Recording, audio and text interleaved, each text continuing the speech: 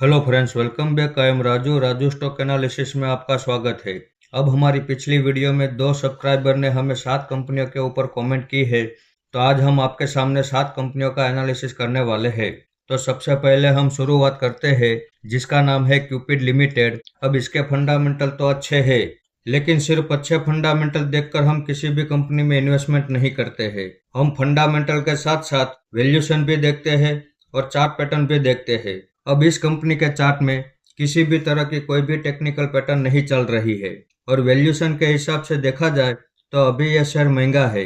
उसके आगे अभी ये ऑल टाइम हाई के आसपास ही ट्रेड कर रहा है, तो ऑल टाइम हाई के आसपास हम किसी भी शेयर में इन्वेस्टमेंट नहीं करते हैं। तो जब तक इसमें अच्छी खासी गिरावट नहीं हो जाती, जब तक इसके वैल्यूएशन सस्ते नहीं हो जाते और जब तक इसके चार्ट में कोई टेक्निकल पैटर्न नहीं बन जाती, तब तक हम इस कंपनी से दूर रहने वाले हैं।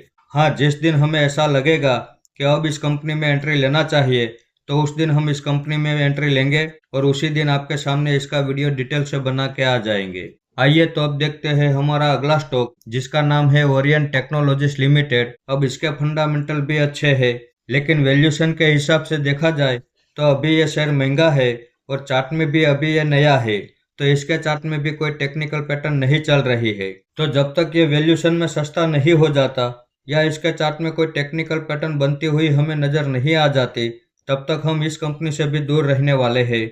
और जिस दिन ये अपने वैल्यूएशन में सस्ता हो जाएगा और इसके चार्ट में कोई टेक्निकल पैटर्न बनती हुई हमें नजर आ जाएगी, उस दिन हम इस कंपनी में भी इन्वेस्टमेंट करेंगे और उस दिन आपके सामने इसका वीडियो डिटेल से बना के आ जाएंगे। आइए तो अब देखते हैं हमारा अगला स्टॉक, जिसका नाम है ग्रो।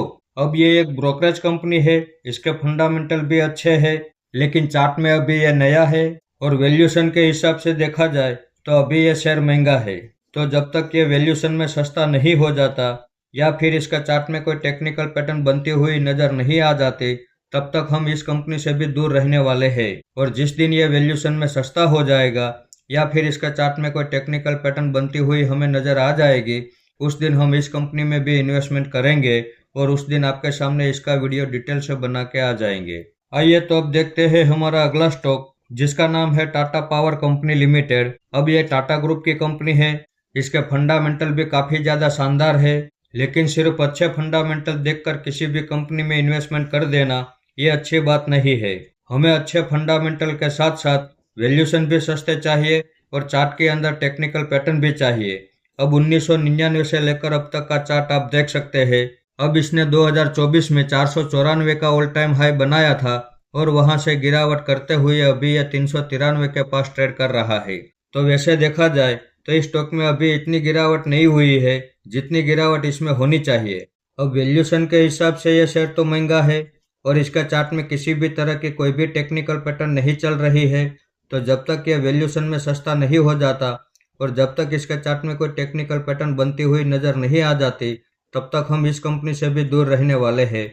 और जिस दिन यह वैल्यूएशन में सस्ता हो जाएगा या इसके चार्ट में कोई टेक्निकल पैटर्न बनती हुई हमें नजर आ जाएगी, उस दिन हम इस कंपनी में भी इन्वेस्टमेंट करेंगे और उस दिन आपके सामने डिटेल से इसका वीडियो बना के आ जाएंगे। आइए तो अब देखते हैं हमारा अगला स्टॉक, जिसका नाम है महिंद्रा ईपीसी इरिगेशन लिमिटेड। अब ये महिंद्रा ग्रुप की कंपनी है, इसके फंडामेंटल भी अच्छे हैं, लेकिन इसके चार्ट में भी किसी भी तरह के कोई भी टेक्निकल पैटर्न नहीं चल रही है और वैल्यूएशन के हिसाब से देखा जाए तो ये शेयर भी अभी महंगा है। तो जब तक ये वैल्यूएशन में सस्ता नहीं हो जाता या इसके चार्ट में कोई टेक्निकल पैटर्न नहीं बन जाती, तब तक हम इस कंपनी से भी दूर रहने वाले हैं। सिर्फ अच्छे ग्रुप देखकर या अच्छे फंडामेंटल देखकर किसी भी कंपनी में इन्वेस्टमेंट कर देना ये सही बात नहीं है। तो जिस दिन ये वैल्यूएशन में हमें सस्ता नजर आएगा या इसके चार्ट में कोई टेक्निकल पैटर्न बनती हुई हमें नजर आएगी, उस दिन हम इस कंपनी में भी इन्वेस्टमेंट करेंगे और उस दिन आपके सामने डिटेल से इसका वीडियो बना के आ जाएंगे।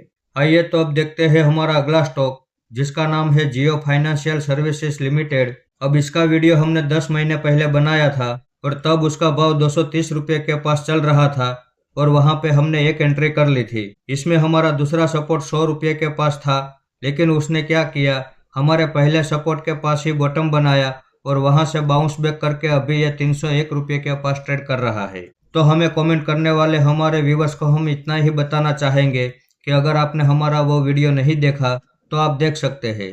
आइए तो अब देखते हैं हमारा अगला स्टॉक, जिसका नाम है IRB इंफ्रास्ट्रक्चर डेवलपर लिमिटेड। अब इसका वीडियो हमने 4 महीने पहले बना दिया है, तो हमें कमेंट करने वाले हमारे व्यूवर्स को हम इतना ही बताना चाहेंगे कि अगर आपने हमारा वो वीडियो नहीं देखा है तो आप देख सकते हैं। वैसे हम छोटा सा रिव्यू आपके सामने कर देते हैं कि इसमें हमारा पहला सपोर्ट 25 रुपये के पास है और अभी ये 42 रुपये के पास ट्रेड कर रहा है, तो हम इसमें 25 रुपये तक गिरावट होने का इंतजार कर रहे हैं। अगर ये गिरावट करके 25 रुपये के पास आता है तो हम वहां पे पहली एंट्री लेने वाले हैं। और अगर ये स्टॉक हमारे सही सपोर्ट के पास नहीं आता है और यहीं कहीं से बॉटम बना के वापस ऊपर चला जाता है तो चले जाने दो, कोई बात नहीं, छोड़ देंगे। इस स्टॉक मार्केट में अपॉर्चुनिटी की कोई कमी नहीं है। आज नहीं तो कल, ये नहीं तो कोई और, यहाँ अपॉर्चुनिटी तो मिलती ही रहेगी। तो हम आशा करते हैं कि हमें कमेंट करने वाले हमारे दोनों व्यूवर्स को सारे सवाल के जवाब मिल गए होंगे। फिर भी अगर कोई डाउट हो तो आप हमें फिर से कमेंट कर सकते हैं।